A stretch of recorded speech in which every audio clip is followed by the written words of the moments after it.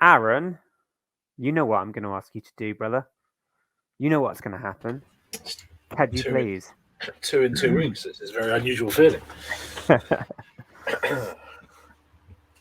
Let's go.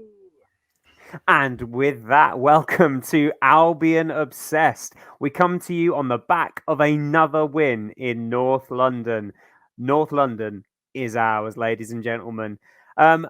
Let's see who we've got today. We are joined by Chloe. Chloe, how are you? I'm great again. Yeah, another win. Love it, absolutely love it. And Chloe, you were at the stadium yesterday. Just before I come on to the other guests, what is the stadium like when you're actually there in person? Because on the telly, it looks a bit like a spaceship. Yeah, from the outside, it doesn't look much like a football stadium. I don't think it's sort of very oval, and I don't really know what it looks like, but when you go in, is a nice stadium. I can't deny it. It's very impressive visually. And the atmosphere was pretty good yesterday as well. And obviously, when we got that last minute goal, everyone was just buzzing, absolute limbs. It was incredible. Decent. And we will, of course, come on to that in just a bit. We'll also welcome back Dan. Dan, mate, how are you on this Easter Sunday? I'm all good, thanks, mate. How are you? Yeah, I'm decent, thank you. Hay fever's kicking my ass a little bit, but apart from the odd bit of hay fever, it's all decent, mate. Oh, that's good. All good. Sound. And Aaron, welcome back, mate. We feeling positive after yesterday's result? Yes, mate. As always. Yeah, as always. Mr. Positive, me. I don't know why people say I'm Mr. Negative. I don't get it. Don't get it. Don't see it. No idea, mate. No idea whatsoever. Now, of course, we've got a lot to talk about with the game yesterday. However, we're recording this on the 17th, and the 17th, on this day, 5 years ago, Brighton and Hove Albion won promotion to the Premier League by beating Wigan 2-0. And there were just everything that's followed. Don't know about you guys, but it lives very long in my memory. I remember that day very vividly. Now, I wasn't there, being living 200 miles away. I wasn't able to attend the game. However, I've got really fond memories of that day. So just before we dive into our post-match analysis of the Spurs game, I just wanted to come to each of you in turn, really, and just talk to you about the memories of the day. Now, Chloe, I've seen on your, via your Twitter that you were there that day. Just tell us a little bit how it felt to be in the ground when that final whistle blew. It was just incredible. I feel like it didn't really sink in probably until we played a few Premier League games that we were actually in the Premier League. I remember just being in complete disbelief, and it's like, we're in the Premier League. It was like, I just kept saying that to myself over the few weeks afterwards, because it was just incredible. And when that whistle went and we just all went on the pitch, it was just like, wow, this is like the best day of my life. It still is probably one of the best days of my life so far. It was just incredible just to be a part of that as well. And celebrating with all the players. It was amazing. There's no other words for it. It was incredible, amazing, brilliant, fantastic. Just, yeah. I think you've summed it up really nicely there, Chloe. I remember watching the videos of the fans on the pitch, the players on the train going down North Street. I watched those videos for hours that evening, just constantly refreshing Twitter to see what else was going on. I can't begin to imagine the feeling it must have been for you guys at the stadium. Dan, I think you were also at the stadium, weren't you, that day, mate? How did you feel when that final whistle blew? What were your emotions? I just thought I couldn't believe it. I remember sort of like cheering, glad that because it wasn't mathematical at that point. Obviously, it was pretty much a certainty, but it wasn't mathematical. And also, I just seen everyone just drown stuff on the pitch. I was like, I looked at my partner. I was like, I'm not missing this. Jumped the rail straight out, and yeah, it was amazing. It was brilliant, brilliant experience. Probably, as Chloe said, one of the best ever experiences ever. And yeah, I was just glad to see later on that it all was confirmed, and just thinking about where to go, was how everything was going to go next. Yeah, it's right. As you say, Dan, I don't think when the final whistle blew in our game, we were mathematically promoted. If I'm right in thinking, Huddersfield played later in the evening, and they had to match our result, and they didn't. If my memory serves, and then that's when obviously we knew. But as you say, although it was not mathematically certain, I think Huddersfield had a monumental goal difference to overturn as well. So, but anyway, Aaron, just before we crack on with the Spurs game, mate, 5 years ago. What was it like for you, mate? What were your emotions when that final whistle blew? And what did you get up to that evening? I was actually at work. I couldn't get it off, so I had to work. But I did manage to get myself into a nice corner in Gatwick Airport and just watch the game on my phone. But that final whistle went, it was a very strange feeling. It's something that I never thought I would ever see as bright in the Premier League. When I started watching watching the club in League or Division 3 back then, and playing the likes of Rushden Diamonds and struggling, to then see us not even just to get promoted from twice in 2 years, I thought was amazing, like massive enough. But to see us get into the Premier League like 15 years later, it's just mind-boggling to me. And I still can't really quite believe it now. To be honest, I remember the first Premier League game I went to, I sort of sat there and was like, "We're a Premier League football club." I was like, "This is surreal." And just I remember coming home and just sat down and had a beer and was like, watched the highlights, watched the celebrations on Twitter, and was like, "Yeah, I want to be there." And so we headed to Brighton on a night out with some of the boys, and the rest was sort of history really from that point. Yeah, I just want to echo what you say, mate. I think it's been said to death, but to see where we've come from to where we were going, if we think about what was happening this time 25 years ago, the club just about surviving, Stuart Storer, Robbie Reinhold, you think, and then 25 years later, or actually it would have been 20 years later, beating Wigan. I've watched the highlights back today, and on both goals for us, there's a certain Mr. Dan Burn who gets completely done by Hemed, and then leave my screen prints alone. Leave my screen prints alone. I think he knew that in a few years' time he'd play for us, and he just wanted to help us out. He did. Look at him now. Yeah, look at him now. But it's just, as you say, Aaron, it's an incredible journey that the club has been on. And as I say, I remember just sitting there on my phone getting really choked up, watching these videos of like Jamie Murphy being carried down the train, and Scalak sat on people's shoulders, and people singing about "We want you to stay, Dale Stevens," and it's absolute scenes. And I started as I was watching the highlights, I just started. I found myself singing "We're on our way." I was like, "Oh man, that takes me back." So yeah, really, really fantastic. And just I know we've chatted about this already, but I just want to read some of the responses that we had to one of the Albion obsessed tweets that went out.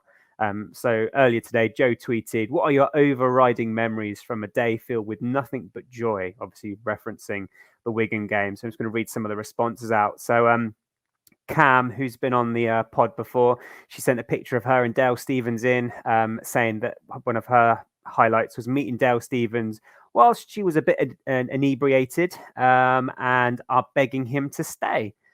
He did stay. He went on to stay, of course, but that's pretty cool. Norwood and Scalak riding fans' shoulders at Brighton Station singing "We're on our way." Lots of people saying about waking up with hangovers. A few pictures of people on the pitch, meeting the players.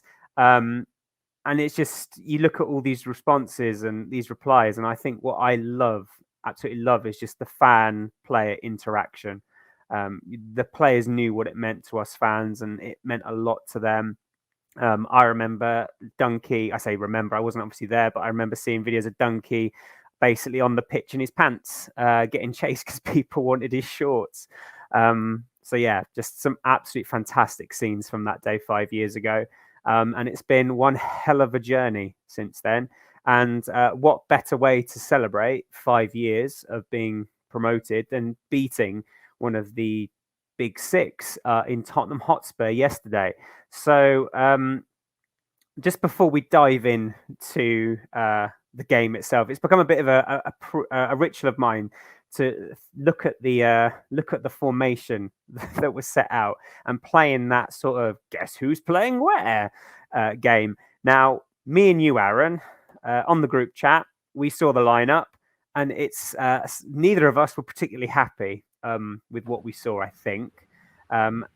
But Potter proved us wrong, didn't he?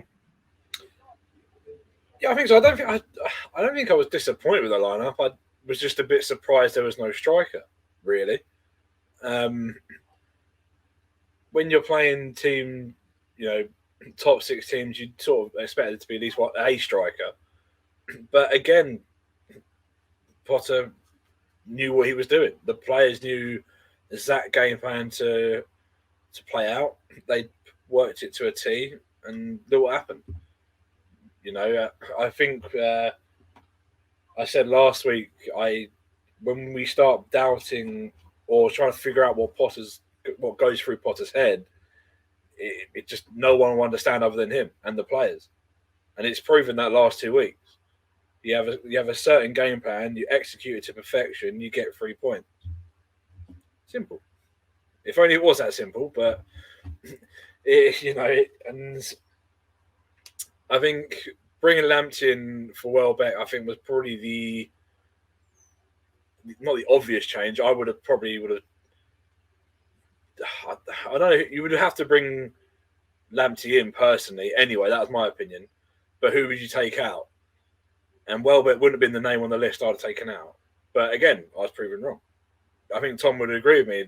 I think Welbeck would have been the one on the list on the players to take out. But again, he came on at half time and done very well. So you can't really complain with that. And at the end of the day, who really cares about the formation? Because Christ, we actually, we won again in London in our beautiful kit. Happy Easter. Love it. Absolutely love it. Now, Joe is asking for a full screen apology from me, so I will happily give that, as I promised. Hello, everyone. Ooh. So, yeah, guys, I'm not going to lie. I saw the formation yesterday, and I thought, back four, because obviously, only two central defenders, and I think to myself, bloody back four. We've played Spurs twice already this season, and the back four has been completely pulverized by their attacking players. But I was wrong. We saw Trossard line up at left wing back. And even then I was going, what are you doing? Trossard left wing back. I know he's played there for Belgium, but oh my gosh, crazy. But I was wrong. I was wrong to doubt Graham Potter. I was wrong. And for that, Graham, I'm very, very sorry. I'll try not to do it again, but I probably will. As that is the way of the football fan. So, Graham, very sorry.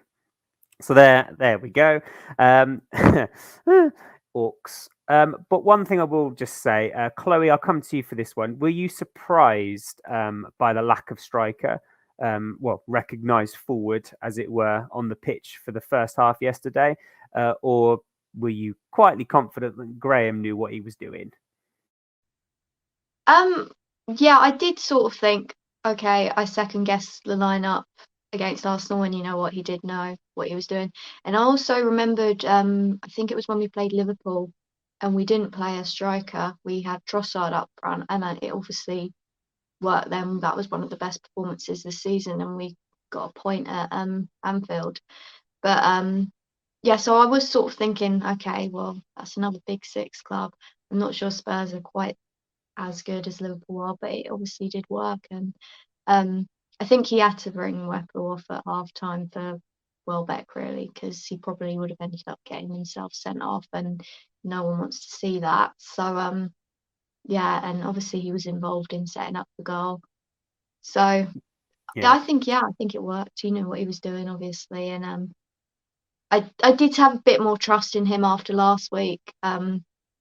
Probably if he'd done that last week, I would have been saying, "Oh my God, what is he doing again?" But no, I think last week gave me the faith I needed for this one. Good skills, good skills. Now, Dad, I suppose as Chloe's already touched on last week, it worked against Arsenal, overloading the midfield. So were you, when you saw the lineup, were you confident that Graham Potter had got it right again? I sort of believed that the formation probably was about right. Yeah, overloading the midfield. Obviously, it worked. Yeah, Weapon really needed to come off as well because it's that first half was very interesting to see. But yeah, the which we'll come on to later. But the formation was, I think, was about right. I was happy to see Lamptey back in to sort of put the pace back on the pitch. But yeah, everything worked out, so it's all good. Yeah, it's always hard, I suppose, looking at these things retrospectively because we already know the result. But I just like to talk about it because I think it's quite an interesting one. And it's something that I know, and I know it's not a true representation of fans as a whole, but of course, every week, every time the team news comes out, there's always people on Twitter moaning about Pascal Gross playing, and there's Aaron giving us a wave. There's always someone complaining about something. And I know I did that as well, but that's because mainly because I thought it was a back four.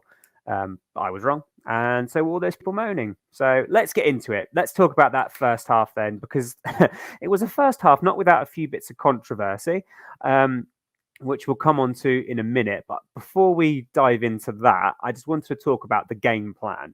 And I thought Lewis Dunk was really coy after the game because it was quite obvious that with Spurs, if you shut down that link between Harry Kane and the wingers, Spurs don't really have much of a plan B.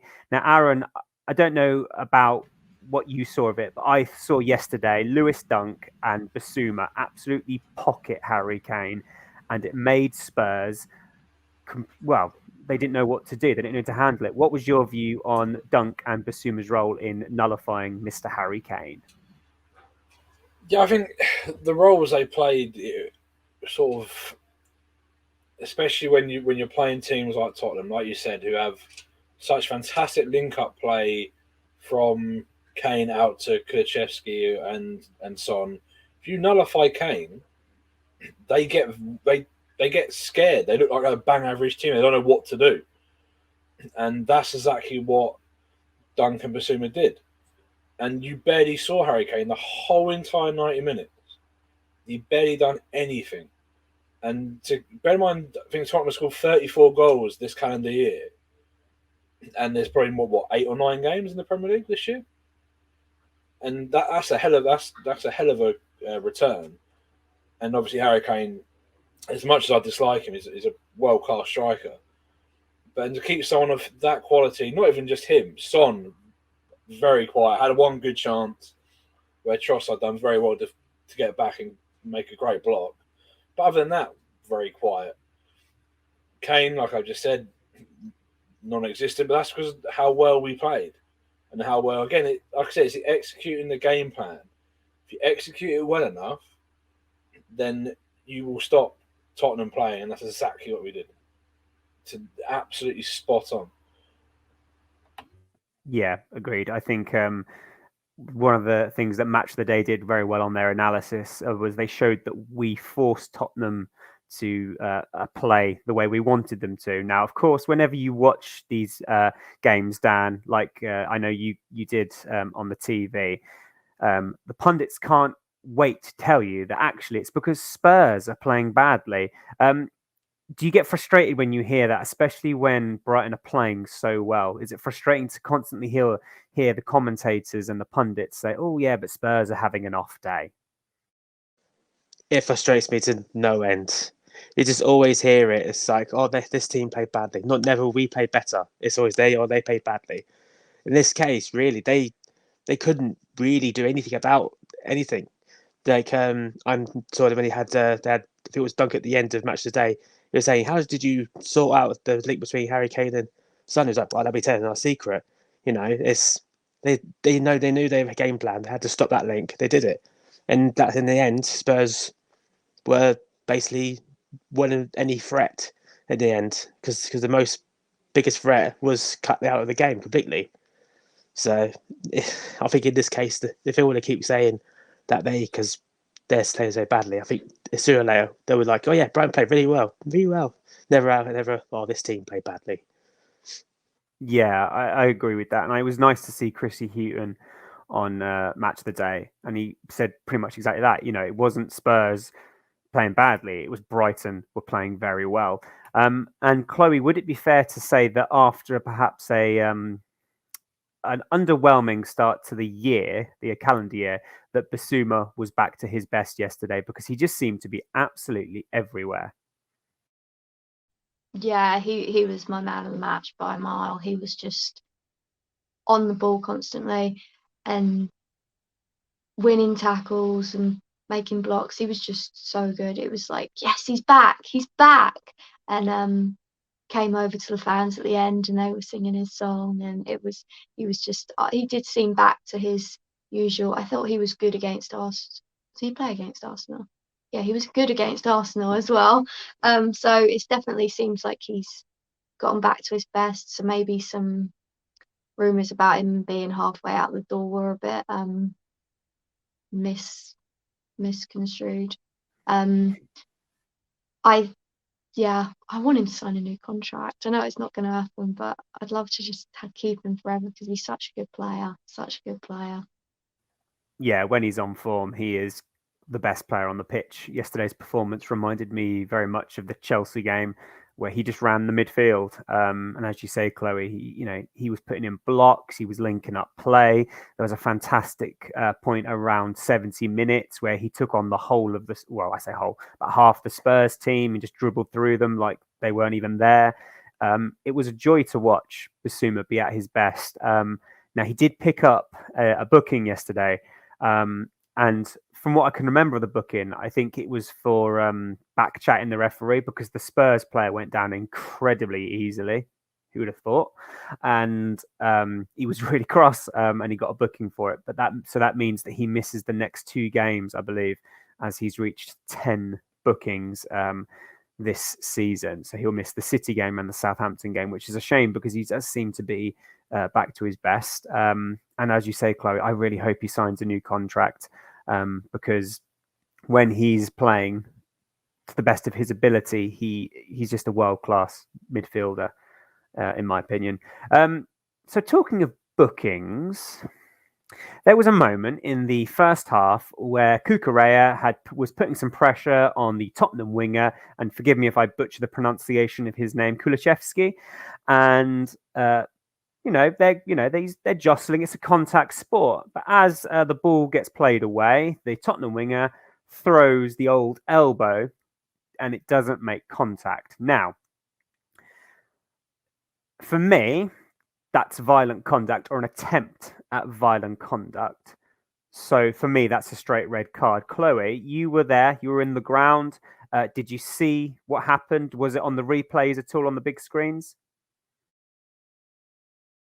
I didn't really see it, to be honest. I was quite far away from where it actually happened, but you could tell that he'd done something naughty, and he knew he'd done something naughty.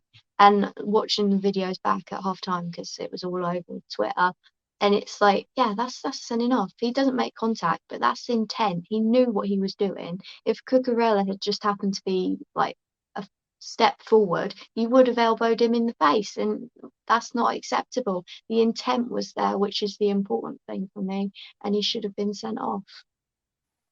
Fully agree. Dan, is intent more important than, I suppose, the consequence? Because obviously he didn't make contact, but should that matter? No, does that really? The intent was there to. Do you see it on the replay? Straight away, wham! Like, if he hit him or not, should be sent off. It's like I made the analogy before that because if I saw once that someone went in 2-footed in a game and they got the ball and they were like going, yeah, it's red card, sent off, 2-footed tackle. He was like, "Oh, I got the ball. I got the ball." Doesn't matter. You showed the intent. Sent off. That's how it should be. Sorry about that, guys. A few technical issues my end, so no headphones, just flappy hair. So, Aaron, just coming to you there, mate, about the red card, violent intent. Does it matter about the contact, sorry, or are we making a mountain out of a molehill? It's a red card. It's probably one of the easiest decisions most refs would have to make. You have swung your elbow back in the direction of a player, and it's not even like a tiny, you thrusted it back. You know exactly what you're doing. The fact, see, I had a rant, I can't remember when it was, maybe about 3 or 4 weeks back, would you believe, about VAR and how inconsistent it is. And yet again, it's proved it. That I watched it live on the way down. I was like, well, that's a red card. I was like, it's a red card. He swung his elbow back. It's like, I don't get what else. Unless if he makes contact, then the ref sends him off, no issues. But it's the fact it's a tiny. So there's a really small gap between obviously Kukurea and his elbow, but it doesn't matter. The intent is still there. You've intended to catch him. That's what you're trying to do. So that's a red card. It's intent. I think Dan said it earlier. You can come in with a 2-foot tackle. You would clean win the ball. If you go through the guy, it's a red card. It's an intent. I don't see the difference. And people are saying, "Oh, Mwepu should have been sent off. Mwepu should have been sent off." He wasn't, because, admittedly, he got lucky on one of them. Yeah, he probably should have got maybe a second booking. But other than that, they don't look at VAR doesn't look at that sort of incident. It's only for the straight reds and things that need to be overturned, blah blah blah. But the tackle wasn't a red card tackle from Mwepu, so wouldn't even get looked at. But that's clear. That's clear and obvious. That is a clear and obvious red card. There's no sugarcoating it. Like it's a red card. End of story. And it's again this VAR being so inconsistent. So inconsistent. I just don't. There needs to be a point where VAR needs to be done by an independent regulator, not by other referees, because it just doesn't work. It's proven it doesn't work in this league, but it works it works all across Europe. It works fine, but it seems to be the Premier League. There seems to be A, things take too long, and B, we come up with wrong decisions too often. I just don't get it. And Kulusevski was lucky to be on the pitch. In hindsight, I'm glad he was, because he's my captain on fantasy this weekend. I didn't change it from last weekend, so it's a positive spin for me. But it's still a red card. It's just a red card. I just think Pawson had quite a good game, to be fair, but he bottled that, in my opinion.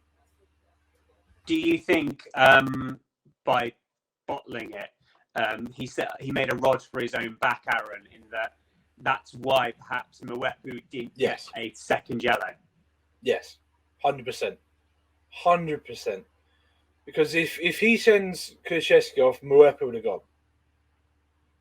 That's my opinion. But that's not how it should have been. That's not how the game of football should be. You can't, I'm doing you a favour of keeping on the pitch because I made a mistake earlier. Don't make the mistake. Don't make the mistake. Obviously, he's human. I get that. But VAR is there to look at those mistakes, to overturn those mistakes. But it's not doing that in certain instances. We've had so many, not even just Brighton, just in general this season, so many decisions that haven't been overturned. Like I remember there was one off the top of my head was, I think it might have been last year.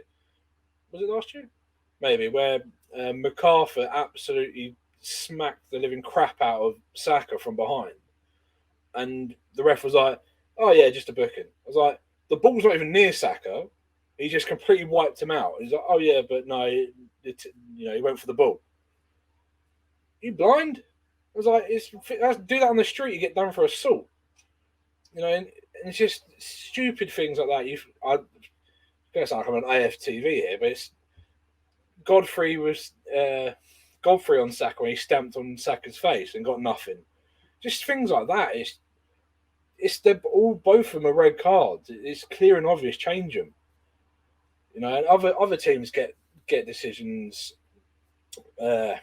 We've had decisions go with us, and some will go against us. Every team has done, but it's the ones that go against you. You're like, but how? I was like, last week that would, in another game, the exact same incident was what a goal was given, or that's a red card last week.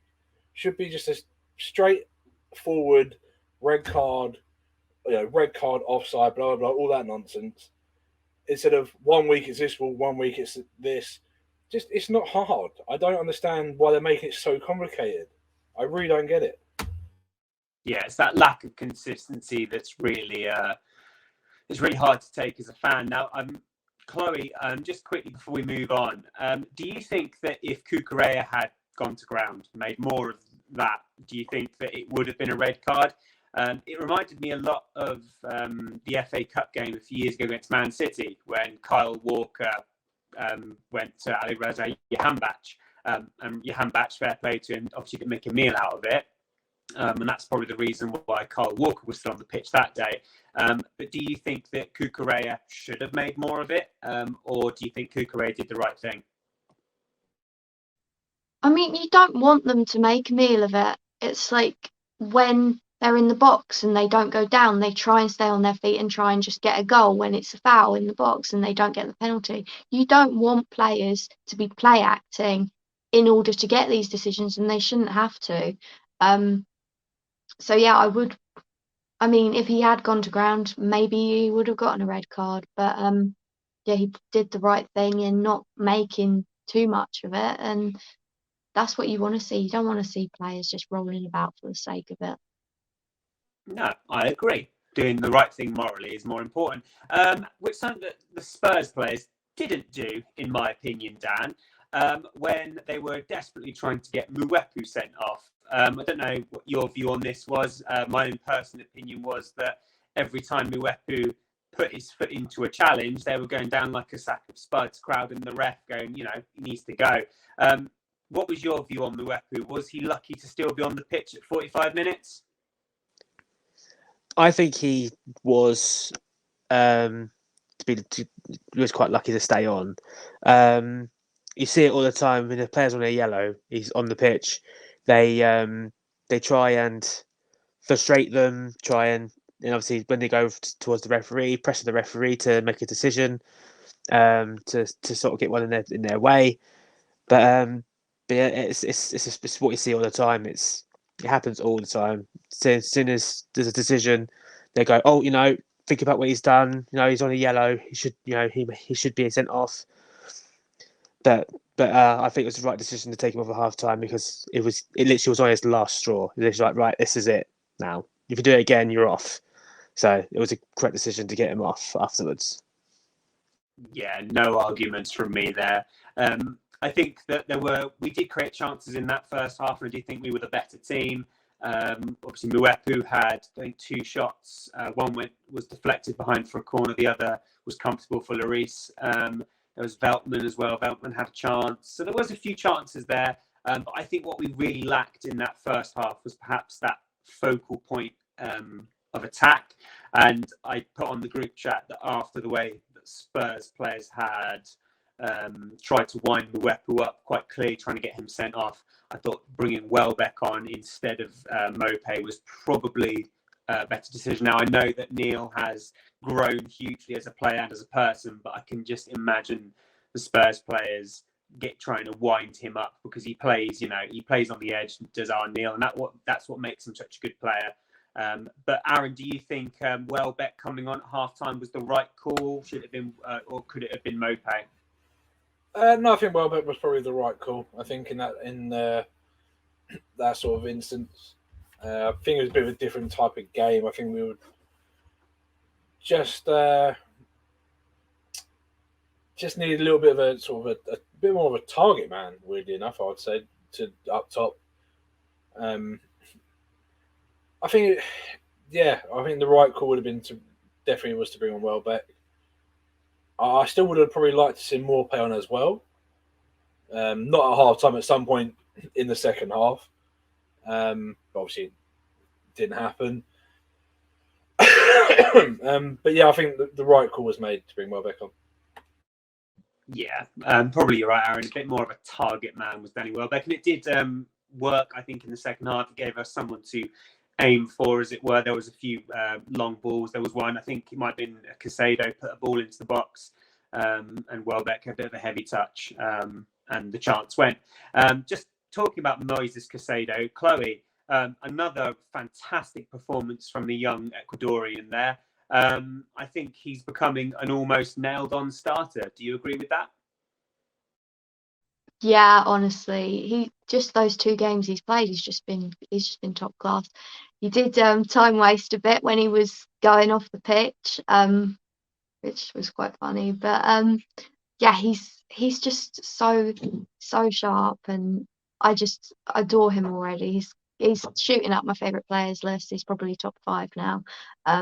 And he's just the kind of player that when you watch him, you're like, yeah, he's going places. A bit like when we first got Lamptey and you saw him, and it's like, wow, this guy is good. I feel the complete same about Caicedo. I think he's got mad potential, and I think I want to hold on for him as long as possible. So I offer him a long contract, mate. That's what I say. Yeah, definitely. I think we touch on Basuma quite a lot and the possibility of him leaving. But Dan, do you think that should Basuma leave, that we've got a ready-made replacement in Caicedo? Obviously, every player has a price to move on. I think Basuma is probably about ready to move on.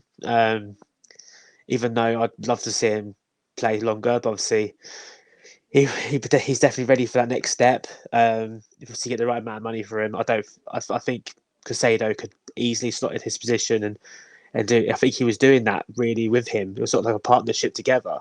They're both doing the defensive job together. So it was. So as much as I don't really want Basuma to leave, so obviously if the price is right, he can go. And we can carry on with Moises and make him into a little star himself. Yeah, definitely. I think he's got bags of potential as Casado. He's still only 20, I believe. And if he keeps putting in those performances like he has been over the last 2 games, he's going to have a really bright future ahead of him. Just briefly on Basuma. Now, I'm very reluctant to believe half of the things I read on Twitter about anything. Did see one rumour circulating that apparently Basuma does want to stay, but a contract hasn't yet been offered. How true that is, of course, I would take anything on Twitter with a mountain of salt. But even so, it's still quite nice to read such things. So I think the second half really very much continued in the same way as the first half. We nullified Spurs, and we made it very difficult for them. As I said, Basuma, and as we've touched on, a fantastic performance from him in the middle of the park. And then 88 minutes, and a fantastic little bit of work from Welbeck, Lallana, and then finally Trossard, who turned Eric Dyer inside out and scored an absolute peach of a goal. Chloe, tell us about that away end on 88 minutes. Yeah, we just went mental. It's like, oh my God, we scored. I always check when we score because I'm always paranoid it's going to be offside or something. But I looked at the linesman, no flag up or anything, and I was just like, yes. And you can actually see me on Match of the Day, just like clapping. But it was I felt just elated, to be honest. It was like, yeah, and then we've probably won now. I know however much added time there is on the end, it's going to be nervy as heck. But it actually wasn't too bad because I think we kept control of the game quite well after we scored. So it wasn't as nervy as it could have been. And it definitely wasn't as nervy as against Arsenal. Yeah, I think scoring that late, you always give yourself the best opportunity to go on and grab the points.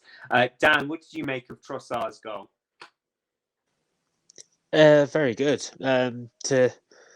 To to sort of get the space and cut herself in. It's a decent goal. So when I went in, I literally jumped out of my seat, literally cheering. Let's go! Blimey, this is happening again. We're scoring goals.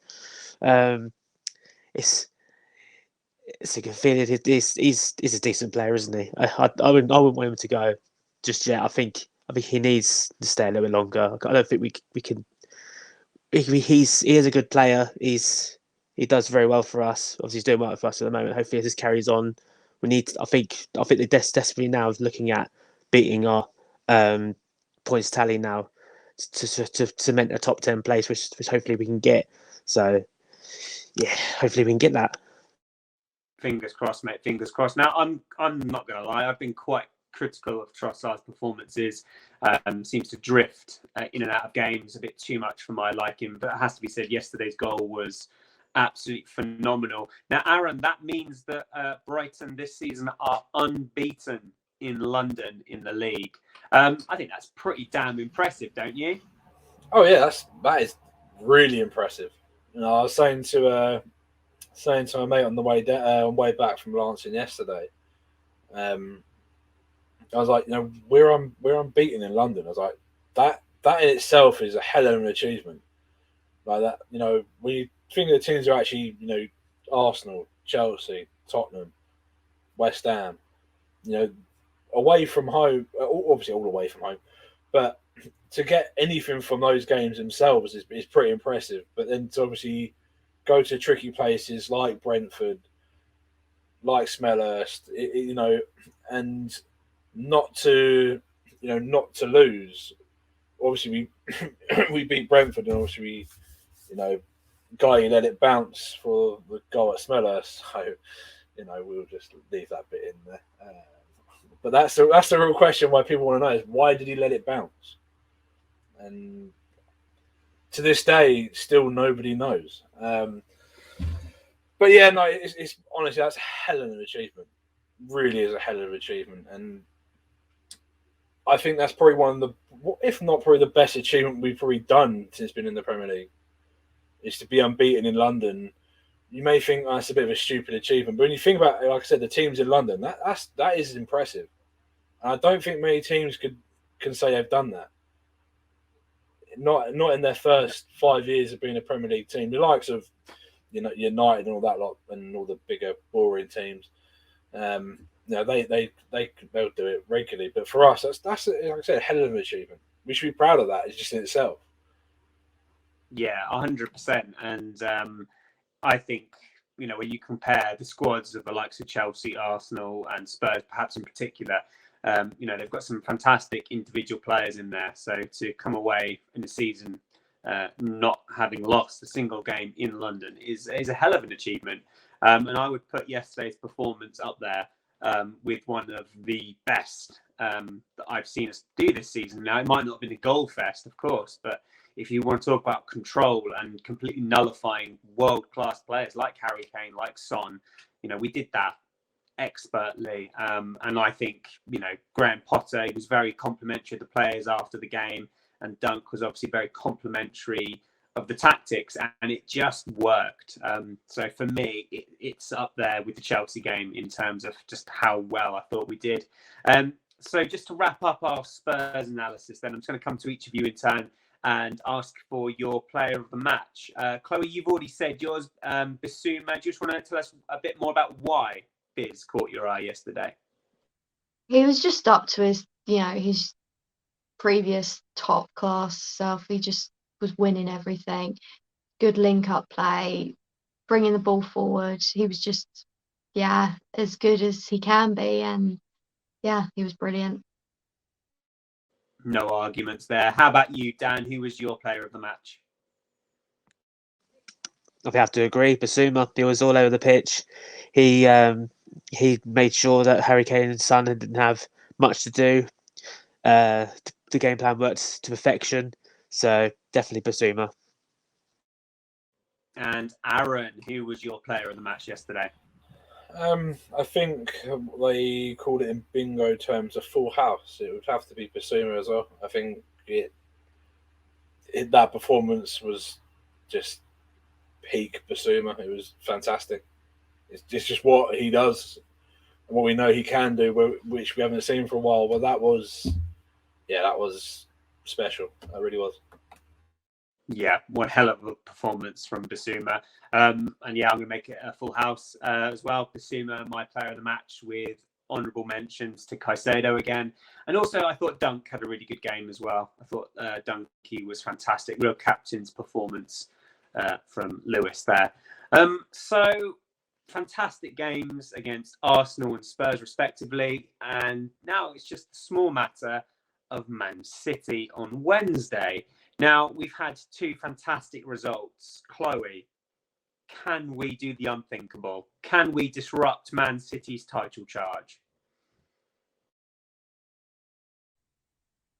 I'm not overly optimistic because City are the sort of team you make one mistake against them, or you give them a bit too much space and they'll score, and that's it. I think last year we lost 1-0 and we were quite unlucky to not get anything from that game. I can see similar this season, so we might end up with a point. I can't see us winning necessarily, but who knows? I do think it'll be a tight game. I don't think they'll annihilate us. I could be absolutely regretting saying that come 90 minutes on Wednesday, but at the moment I'm feeling, I don't expect us to win that, but we could get a result, and why not? We could get a draw. I think we'll get a draw. I like that, Chloe. Nice and optimistic. Dan, do you think we can realistically get anything out of the City game? And if so, how do we go about that? Do you overload the midfield like we've done in the previous two games, or would you set up in a more conventional 5 or a 4 at the back? How would Dan take on Pep? I don't know if I could really. I think probably keep it the same as we've done in the last two games. Overload the midfield, see if it will work. Then I don't know really. Don't know how technically you can outclass someone that good, but yeah, I think it's going to be a tough one. It's definitely going to be tough. Realistically, see if we get anything out of it. Well, we did think that about Arsenal and Spurs. We did fairly well to get something out of them. I think nullifying Man City is going to take a massive effort. So I don't know. I think I want to. It's the same again. Like I said for Spurs, it was sort of my head wants to say this. It's obviously Man City. My heart wants to say Brighton. So I'm going to say a draw again. Just keep it that way. Yeah, outthinking Pep is no mean feat. But Aaron, Pep has consistently said that Graham Potter is the best British manager. Can Graham Potter outthink Pep Guardiola? He can outthink him, for sure. Will he beat him? Probably not. Especially at the Etihad. I think City are going to be absolutely gunning for this on Wednesday after yesterday's defeat at Wembley to Liverpool. I think they're going to want to put in a performance where I think we're on a high. We're on a high, and will we really be focusing on this as 3 points, or would you rather rest some players and then go into Sunday against Southampton with a fully fit squad and everyone reasonably fresh? How would you want to go about it? For me personally, I would focus on the Southampton game.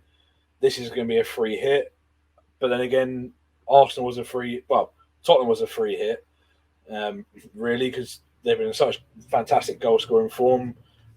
We would have to be at our pinnacle to actually stop them from playing. We were at our pinnacle yesterday. We won 3 points in the back. Happy days. Can we do that again?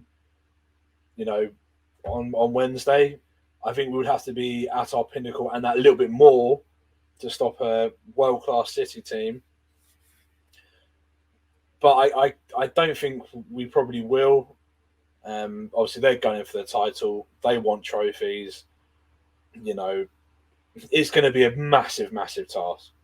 Massive task. And yeah, we've been at the Amex, last year. Fair enough. But at the Etihad, a whole different ball game. And Pep is a football genius. And I think sometimes the reason why Pep's so complimentary over him is because, of Potter and of Brighton, is because he's only lost once to us, which was last year in his time at City. So, thanks for letting us score 4 or 5 goals past you, numerous times, or 4 goals. They don't really batter us that bad. But you're not going to be like, oh, he's a terrible manager. He's like, oh yeah, he's a fantastic manager, a football genius, because he lets us win games with ease. But like at the Amex this year, it was over in the first half hour. They were absolutely phenomenal, and if it's like that on Wednesday night, then it'd be very much the same. And I'm not trying to be negative. I'm not trying to be negative, but let's be a teeny bit realistic there. City are well above where we are, obviously, for that reason. They got world class players. They've spent billions of pounds. We haven't, but their players are just fantastic. Where ours can be fantastic, but still nowhere near the levels of Foden, De Bruyne, Sterling, Diaz, etc. But it is what it is. I'm more looking forward to Sunday than to Wednesday. I have to admit, Sunday I think is going to be nice to be back at the Amex after a positive run of form, and yeah, it'd be nice to hopefully get a home win and 3 goals. That'd be nice. That would be lovely, Aaron. That would be lovely. All from open play as well. That'd be great. Just talking about a bit about like the City game before we go on to score prediction. It was on Match of the Day and it's been on Twitter as well. Away from home this season, Brighton have accrued 25 of their 40 points, which would place us in 6th in the league table of just on away games. That means the remaining 15 points have been accrued at home, which would place us 18th. So I think that's quite a damning statistic, really. But it does show us just how well we play away from home. So I do think I'm more confident this year that we could go to the Etihad and we could get something. So let's just, before we sign off for the day then, let's just get some score predictions. Chloe, I'll come to you first. What do you think the score is going to be? 2-2. I like that. Nice and positive. 2 goals. Who's going to get the 2 goals for us, Chloe? Trossard and Mopé. Decent. Like it a lot. Dan, how about you, mate? Scores on the doors, please. I think 1-1. Trossard keep on his sort of scoring run. Especially, I'll make sure I wear my black shirt, as it's been a good luck charm for us. So with his name on the back, so hopefully it should be another Trossard goal, but obviously just a 1 point, I think. Okay, and Aaron, what are your score prediction, please? We'll go 2-0 City, and we'll roll on to Sunday. I think Sunday. Decent. I mean, to be fair, I don't like using the word free hit, but it's probably right terminology. The reality is that, as you say, Aaron, City are levels above us, so we will have to be 110%. Gentlemen, it's ours. So with that being said, thank you very much to Chloe, Dan and Aaron for joining me today. Have a great Easter, guys. And if you haven't already done so, please like, share and subscribe if you haven't already. And we'll see you guys next time. Take care.